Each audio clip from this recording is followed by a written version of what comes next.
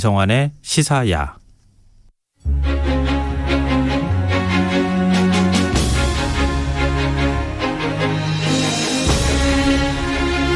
국립해양문화재연구소가 조선통신사 선을 재현해 국민들이 체험할 수 있는 행사를 마련했습니다.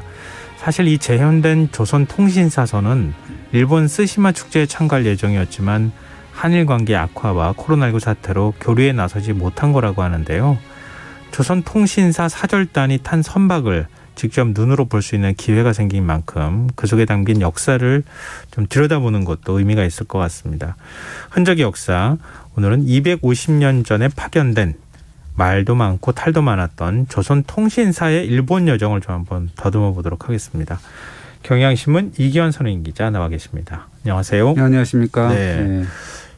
250년 전 조선통신사가 타고 갔던 배를 정말 재현을 했어요. 예, 그렇습니다. 벌써 3년이 됐는데요. 각종 자료를 참고해서 실물 크기로 재현을 했는데 배의 길이가 34.5m고 너비가 99.3m, 그다음에 깊이가 3m고 총 137톤수로 재현을 했는데 이런 배가 이제 1607년부터 1811년까지 그러니까 정확하게 한 204년 동안 12차례에 걸쳐서 일본에 파견된 조선통신사들을 이제 태웠다는 건데요.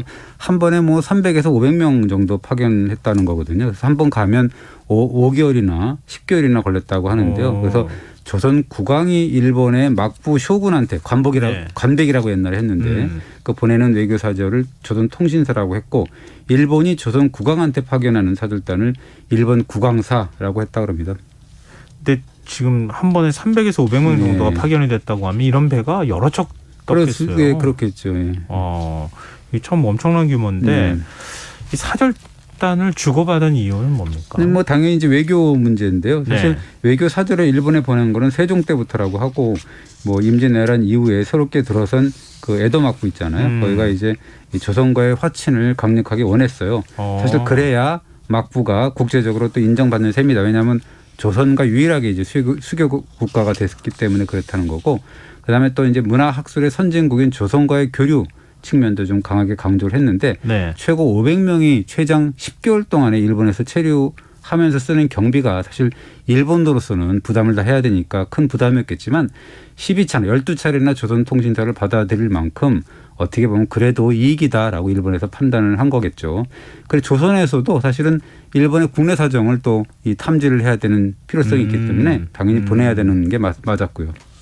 근데 전 잘 몰랐는데요. 고구마를 일본에서 우리가 들여왔어요? 예, 스시마에서 들어온 것이 이게 되게 유명하죠. 그러니까 12차례 사절단 중에서 1763년에 파견된 영조 때인데 그 개미통신사라고 있습니다. 개미년에 갔다 그래서 개미통신사인데 가장 유명한데 그 조엄이라고 우리가 교과서에서 배우죠. 조엄이라는 분이 사절단장을 맡아서 들어오는 길에 이제 대마도에 스시마에 들려서 고구마 종자를 들여왔기 때문에 그러는데요. 이 고구마라는 게 아시다시피 대표적인 구황작물이잖아요. 그래서 좋지 않은 기상 조건 속에서 잘 자라고 수확할 수 있으니까 어떻게 보면 굶주린 백성들의 지금은 되게 비싸다 그러더라고요. 근데 구황작물이 아니라 그럽니다. 되게 비싸졌다고 그러던데 어쨌든 당시에는 굶주린 백성들의 배를 채울 굉장히 신기한 작물이었다고 하는데 근데 이제 이 개미통신사 이 파견은 고구마 도입뿐만 아니라 정말 우여곡절 파란만장이라고 표현해도 좋을 만큼 그야말로 사건 사고가 많았던 그런 여정이었습니다. 어떤 일들이 있었기에 이렇게 표현하시는 거예요? 예, 그 영조 임금이 그 떠나는 개미통신사 단장, 그 정사라고 하는 단장을 맡은 조엄 등에게 불러가지고 신신당부를 하는데 이렇게 얘기를 하죠. 여러분은 이릉송백의 치욕을 결코 잊지 말아야 됩니다라고 하면서 영조가 말을 제대로 잊지 못하고 눈물을 머금는 그런 현상이 있었습니다. 그러면서 사신들한테 친히 호황호래 즉 잘 다녀오라라는 4글자를 직접 써서 나눠줬다고 하는 거거든요. 이릉송백의 치욕은 뭐예요? 이걸 얘기하면서 눈물을 그렇죠. 뭔지 그래서 뭔가 했더니 이릉이라는 게 두 곳의 왕릉이라는 소리인데요. 이게 사실 우리는 잘 모르는 거 사실인데 이게 잘 부각이 안 됐어요. 그러니까 일본이 하다가 왜군이 임진왜란 때 이 성종의 무덤인 선릉하고 중종의 무덤인 정릉을 훼손했다는 겁니다. 그러니까 이 외란이 끝난 뒤에 1607년인데 그래서 윤안성이라는 사람이 포로 귀환차 일본을 방문한 사절단한테 이런 시를 지어준 거죠. 두 릉의 송백, 즉 소나무 잣나무에 가지가 나지 않았으면 똑똑히 보고 오라라는 시를 지원돼서 이제 그 이릉의 송백이라는 말이 나온 건데, 왜냐하면 그 능을 다시 이렇게 수리했을 거 아니에요. 네네. 그 소나무 잣나무를 심었으니까 아직 가지가 안 난 거죠. 그러니까 왜군이 이제 훼손했기 때문에 그런 치욕을 똑똑히 보고 봐라 이런 뜻이죠. 기억하라라는 뜻이었다는 거죠. 그래서 영조가 한 가지 더 주문하는 거는 그대들의 시 짓는 능력을 보고 싶으니까 시를 지어서 한번 차례로 제출해보라. 내가 시험 한번 해보겠다라고 주문을 하죠. 아니 통신사를 보내는데 왜 시 짓는 실력을 봐요? 그 예전에는 그 이 통신사들이나 이런 외교사들이 이렇게 가면 네.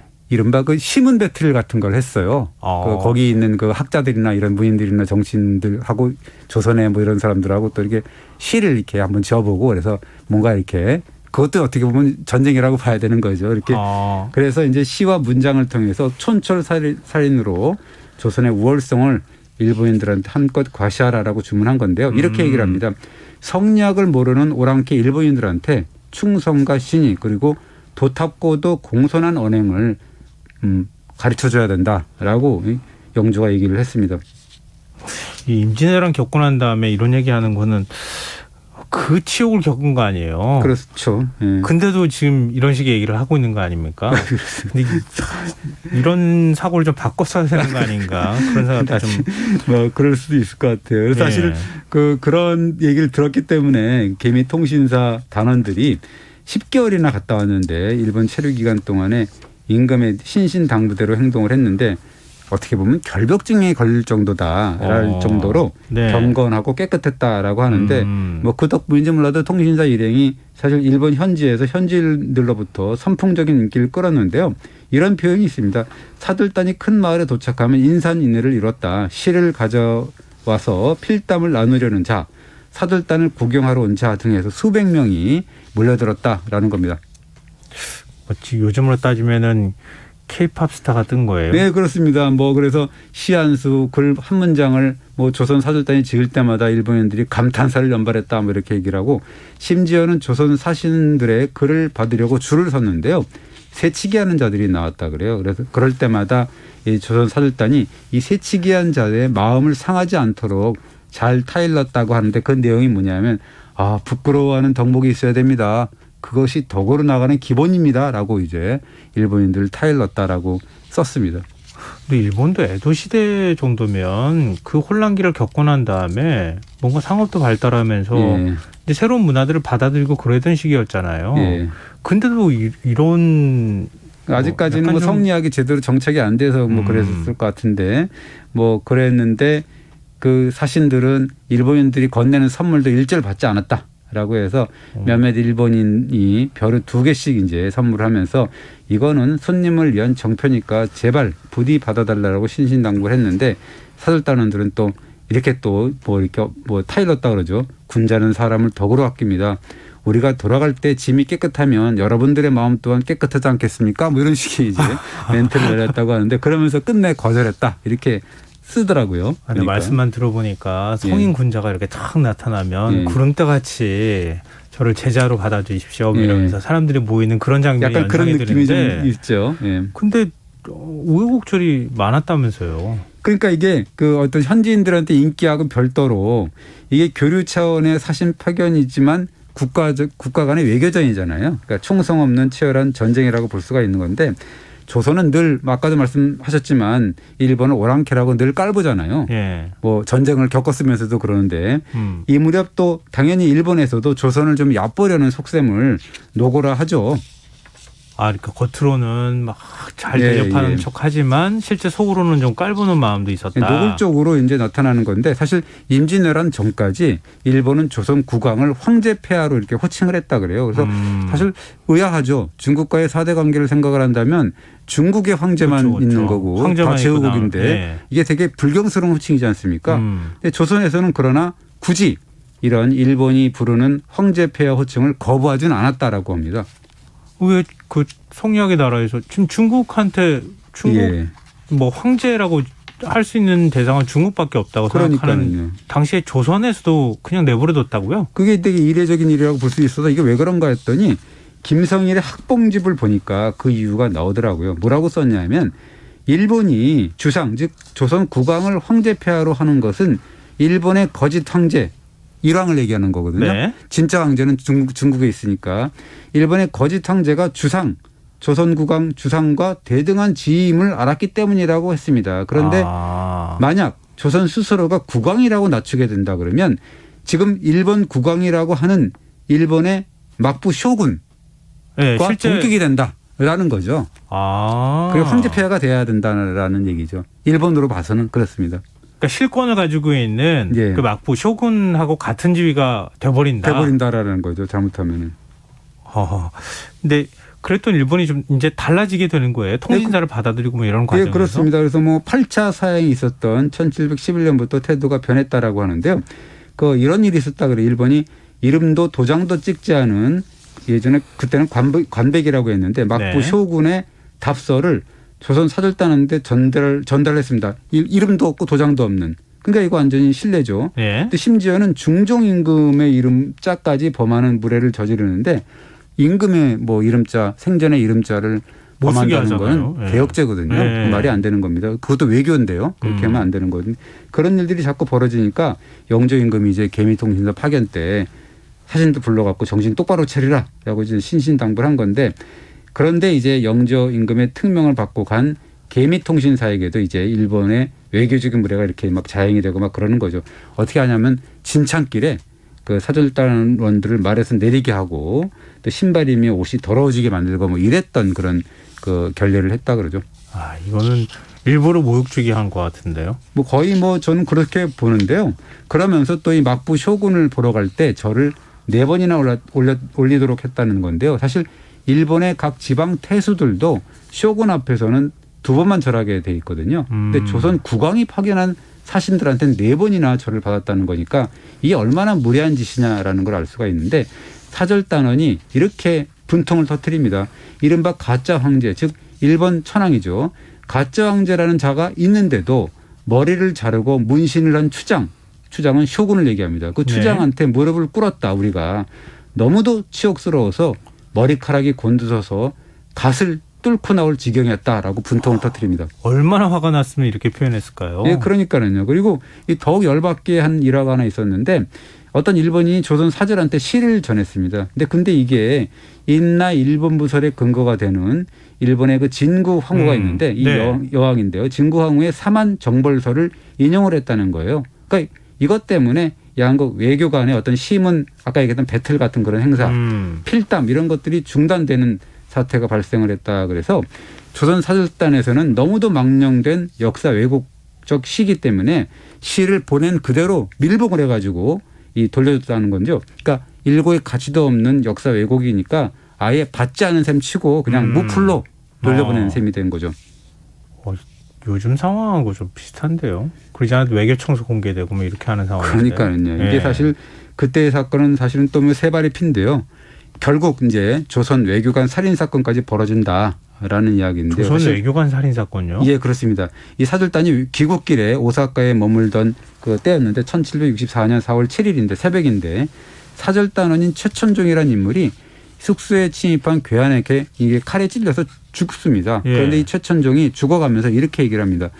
외인하고 제가 다툰 적도 없고 원망을 산 일이 없는데 나란 일을 하다가 죽는 거라면 몰라도 이렇게 죽는 것은 너무 원통하다라고 말한 뒤에 죽었다고 하는데요. 주변에서는 자꾸 약이 뭐 이렇게 돌질 않으니까 약을 술에 타 먹으면 약 기운이 빨리 도니까 술 좀 한 잔 마셔라.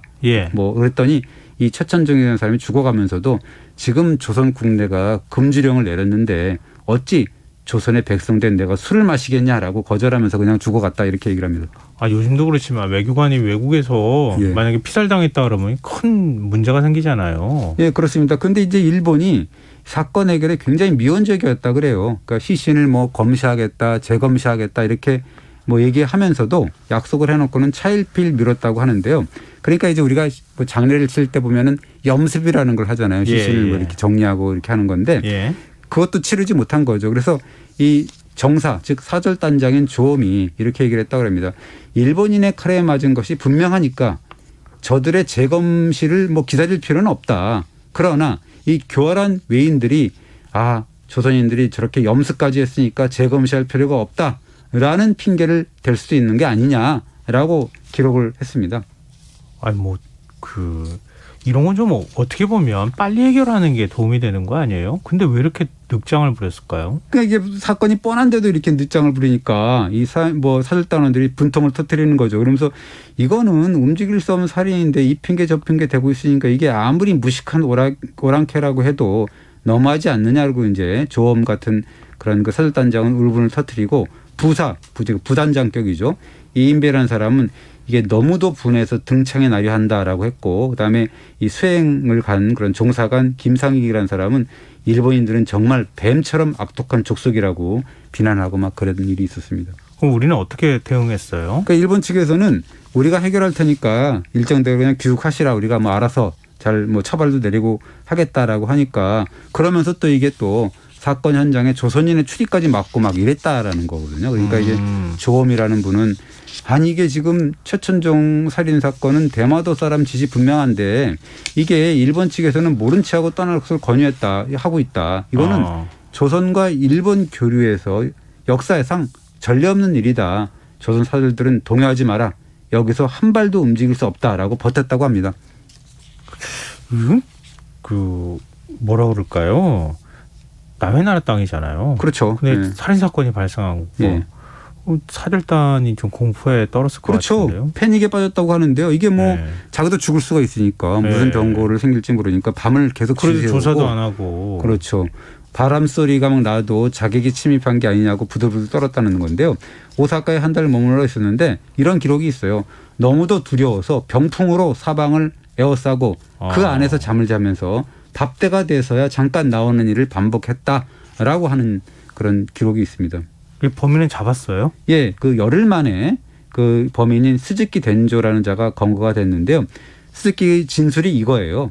죽은 최천종이라는 사람이 거울을 잃어버렸는데 자기를 의심했다. 그래서 그러면서 최천종이 일본인들은 도둑질을 너무 잘한다라고 욕을 해서 나도 아니 되레 조선인이 도둑질을 잘한다라고 응수를 했다. 그랬더니 최천종이 벌컥 화를 내면서 말채찍으로 나를 때리더라. 그래서 내가 앙심을 품고 칼로 찔렀다. 뭐 이런 식으로 진술을 했다라는 거죠. 처벌은 이루어졌습니까? 참수형을 받았는데요. 이 조선 측에서는 우리가 그걸 봐야 되겠다. 사형 집행 현장을 참관해야 되겠다로 주장을 했는데 일본 측에서는 그럴 수 없다. 우리가 알아서 할 테니까 그냥 돌아가시라고 이제 얘기를 했다 그래요. 그러니까 조선 사절단에서는 말도 안 되는 소리 하지 마라. 양국 간의 외교관계에 걸려있는 문제인데 매듭을 짓고 귀국을 해야지 무슨 이렇게 갈 수가 있냐라고 밀어붙여가지고 결국 참수형 장면은 참관하고 돌아왔다고 합니다. 어찌됐든 개인 간의 뭐 말다툼이나 앙심 이런 거에서 벌어진 사건으로 마무리가 된 거네요. 예, 근데 사실 정확한 진상은 아무도 모르는 거죠. 그러니까 일본 정부로서는 사건을 축소 은폐하려고 이제 혈안이 돼 있었다라는 거고, 이게 사실 범인인 스즈키라는 자가 자백한 대로 뭐 말싸움을 벌이고 말채찍으로 때리고 이런 과정이 있었다고 칩시다. 그러면 그런 소동이 벌어졌는데 주변에 있는 사절단원들이 새벽에 그런 소동이 벌어졌다고 하는데 아무도 듣지 못했을까요? 그건 좀 이상하잖아요. 예. 그래서 이 조엄이 귀국 후에 영조 임금한테 올린 장계에서 그러한 그 저간의 사정을 다 뭐 의구심을 드러내면서 얘기를 보고를 했다 그러죠. 근데 이런 약간 쭉 설명하시는 거 들어보니까 네. 조선통신사가 끝날 때가 됐구나 이런 느낌을 받게 되거든요. 예, 이게 사이 좋을 땐 이런 일이 없잖아요. 예, 이게 사실은 뭐 일본 사람들 좋은 사람들도 많죠. 뭐 그렇지만 이런 사례를 보면 정말 그 예나지김이나 도무지 뭐 신뢰할 수 있는 사람들이라는 생각은 들지 않죠. 근데 어쨌든 간에 이 사절단은 이 일본 본토를 오고 가는 사절단은 이제 이것으로 끝나요. 그러면서 이제 1811년에 마지막 12차 사행이 있는데 이거는 이제 쓰시마 대마도에서 이루어지고 끝납니다. 관계가 이제 완전히 틀어진 거였네요. 거의 이제 그렇게 되는 거죠. 근데 우리가 일본에 가서 보고 뭔가 느끼거나 이런 것들은 혹시 없었습니까? 이 사실 뭐 이 일본을 경험했으니까 당연히 이제 대일 관계나 이런 데 경험을 이렇게 속성을 아는 사람이 대일 정책에 관여를 해야 되는데 그런 사람이 하나도 없었고, 그런 현장 지식, 왜곡적일 때 얻은 현장 지식은 일부 실학자들한테 영향을 끼치기는 했지만 그것도 헛것이 된 게 일본을 여전히 깔보면서 일본이 만약에 조선의 과거 제도를만 받아들인다 그러면 일본이 인의 예악으로 그런 제도를 만들어서 정치를 하게 되고 그래서 동쪽의 근심은 영원히 없을 것이다라는 어떻게 보면 참 헛소리를 하고 있는 거죠. 심지어는 다산 정약용 같은 분도 일본은 이제 염려할 필요가 없다라고 단언을 했다고 하죠. 그렇죠. 그때 뭔가 좀 본격적으로 연구했으면 또 한 번의 치욕을 안 당할 수 있었을 텐데 그러게 말입니다. 아쉬움이 남네요. 뭐 사실은 뭐 그 이후에 100년 후에 일본은 개항을 하고 근대화 길로 접어들지만 조선은 계속 수락해가지고 결국 또 멸망의 길로 들어서지 않습니까? 여러 가지 측면에선 역사적인 의미도 있고 조금 아쉬운 점도 있고 그런 사건이었던 네, 것 그렇습니다. 같습니다. 흔적의 역사 지금까지 경향신문 이기환 선임 기자와 함께했습니다. 오늘 말씀 고맙습니다. 네, 감사합니다. 오늘 모바일 상품권 당첨자는 홈페이지 공지사항에서 확인하실 수 있습니다. 김성환의 시사야 오늘